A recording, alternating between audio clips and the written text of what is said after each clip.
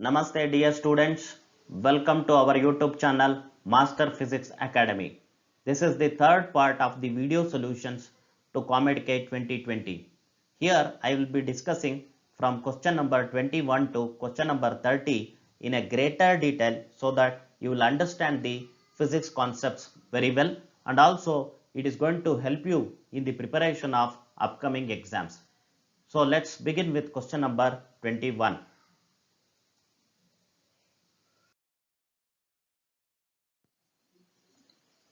Here it is given that equal number of boron and arsenic atoms are added to pure silicon. Then pure silicon becomes. Let us understand this situation by drawing diagram. We have pure semiconducting crystal, which is silicon. Let us suppose there are 50 holes and 50 electrons before the dopants were added. It is the characteristic property of the pure semiconductor that number of holes will be always equal to number of electrons. Now we are going to add equal number of boron and arsenic atoms to this kind of pure semiconducting crystal. Boron is trivalent in nature. That means every boron atom added will give rise to one extra hole. And arsenic is pentavalent in nature. That means every arsenic atom added will give rise to one extra free electron. Let us suppose we are going to add 100 boron atoms and 100 arsenic atoms. That means now the number of holes will be 150 and number of electrons will be equal to 150. That means again number of holes will be equal to number of electrons. That doesn't mean that it is going to be intrinsic semiconductor now. In the key answers provided by the official website, they have marked option 1 intrinsic semiconductor as the answer. According to my knowledge, this is wrong, because the definition of intrinsic semiconductor says any semiconductor in its purest form. I repeat, any semiconductor in its purest form will be called as intrinsic semiconductor. Now this semiconductor is not in its purest form. It has become impure now because we have added impurities to it. Therefore option 1 is wrong. Let us look at other options. Option 2 says it is going to be p-n junction diode. So there is a special way of doping this pure semiconductor so that it can become p-n junction diode. First of all, we need to isolate one half of the pure semiconducting crystal from the other. One half should be doped with a trivalent impurity and the other half should be doped with pentavalent impurity. Then it will become a p-n junction diode. Here it is not clearly mentioned how we are going to dope it.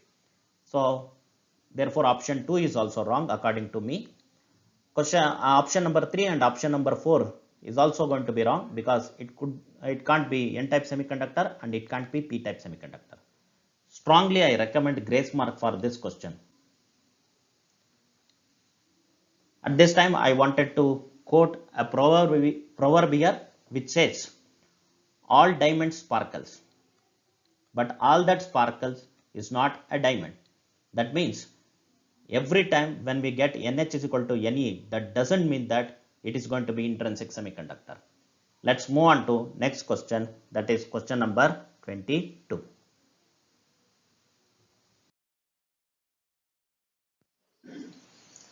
Photoelectrons will be emitted from a material of threshold wavelength 5200 angstrom. Then incident monochromatic source should be. So we know that ultraviolet light is more energetic compared to visible light. And visible light is more energetic compared to infrared radiations. So sodium light is the source of visible light. These two are infrared sources, infrared radiations, and option 1 is highly energetic compared to other 3 sources. Hence, more energetic source is the better choice for releasing photoelectrons. So option 1 is the correct choice. Let us move on to next question, question number 23.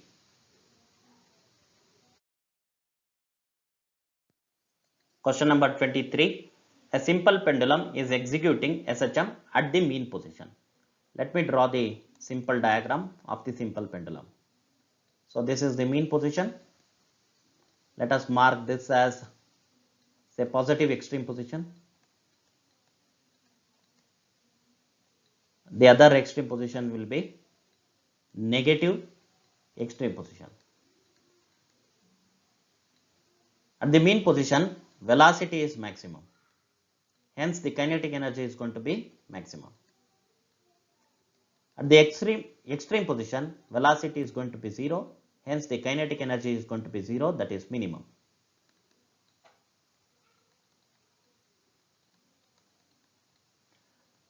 At the mean position, the displacement is going to be 0. And we know that potential energy is given by half kx squared. Since the displacement is 0, potential energy is going to be minimum and it is equal to 0. And at the extreme position, displacement is maximum, hence the potential energy is maximum.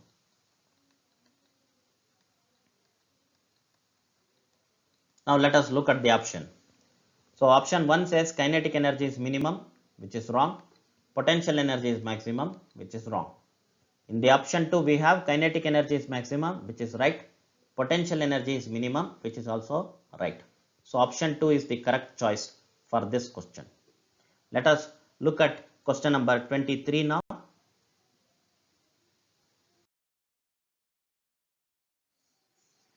A magician during a show makes a glass lens disappear in a trough of liquid. Then the scientific reason behind this is: option 1, total internal reflection between glass and the liquid. Option 2, the refractive index of liquid is equal to the refractive index of glass. Option 3, the refractive index of liquid is greater than the refractive index of glass. Option 4, the refractive index of liquid is less than the refractive index of glass. If the refractive index of liquid medium and the refractive index of the glass is going to be same, then there won't be any bending of ray of light. Hence, the glass lens will disappear in the given liquid. Hence, the correct option is option 2, which is also clearly marked in the official website of COMEDK. Let's move on to next question, question number 25.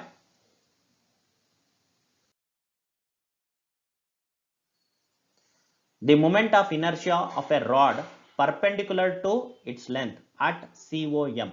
COM means center of mass.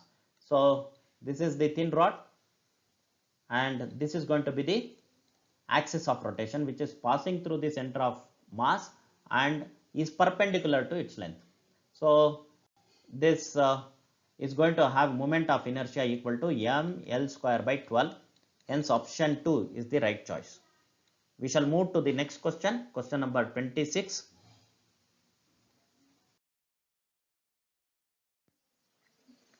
Question number 26.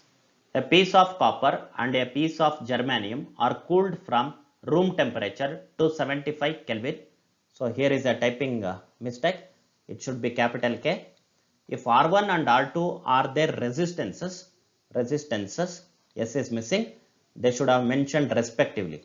Otherwise we get confused, right? R1 is for which material and R2 is for which material. We will get confused. They should have mentioned respectively word here. Then, so let us consider the first resistance, that is R1 is for copper and the second resistance, that is R2, for germanium. Here copper is metallic conductor and germanium is semiconductor. So as the temperature cools down, the resistance of metallic conductor will decrease and the resistance of semiconductor will increase. So that's the knowledge we have. So option 4 is the right choice. Let's move on to question number 27.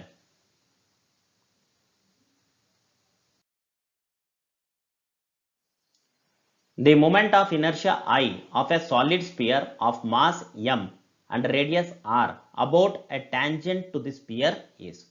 So what do we know about solid sphere is its moment of inertia about a diameter is given by 2 by 5 mr squared. This is the knowledge we have. They are asking for a different axis of rotation, which is tangent. So we can apply parallel axis theorem here. So parallel axis theorem says I is equal to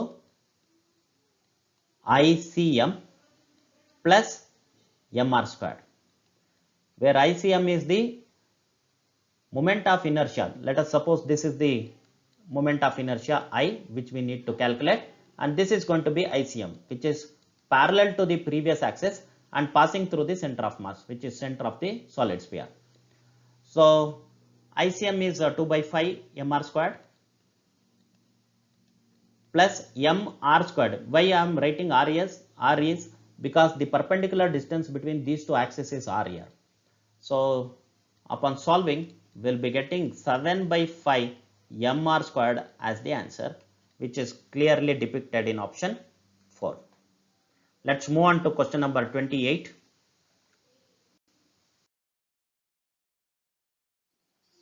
A spring is stretched by applying a load to the free end.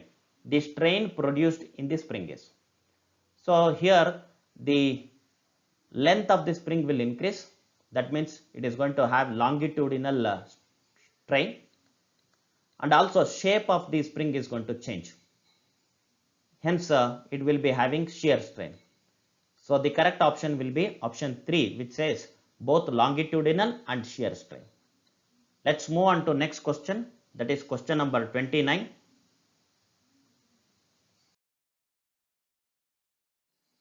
It says in a series LCR circuit, the voltages measured across L, R and C using an AC voltmeter are respectively VL equals 6 volt, VR equals 4 volt and VC equals 3 volt. Then the supply voltage is, the supply voltage is given by formula root of VR squared plus VC minus VL whole squared. So what is this? Square root of VR squared. VR squared means 4 squared. 4 squared is going to be 16 plus VC minus VL. VC minus VL means 6 minus 3 or 3 minus 6, whatever way you can take, because squaring that we will be getting positive number. So 6 minus 3 will be 3. 3 squared will be equal to 9. So it is going to be square root of 25, which is going to be 5 volts. Hence the option 4 is correct choice. Now let's move on to the last question of this part, which is question number 30.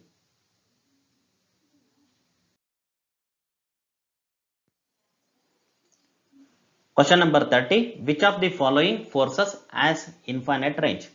Frictional force? No, it is not. Strong nuclear force? It is going to act well within the range of nuclear size. Hence it is not going to be the force with infinite range. Weak nuclear force is also the force which is going to act within the nucleus. Hence this is not the correct option. The option which is correct is option 3, which says electromagnetic force, which is a force with infinite range.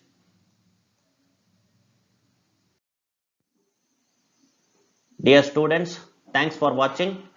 Please do subscribe our YouTube channel. Don't forget to press the bell icon so that you'll get the notification whenever I upload new videos. There are plenty of videos in our channel. Please watch them and prepare well for upcoming exams. Thank you one and all. Once again, all the very best for your upcoming exams. Make physics your favorite subject. Happy learning. ಒಳಿತಾಗಲಿ, ಶುಭವಾಗಲಿ.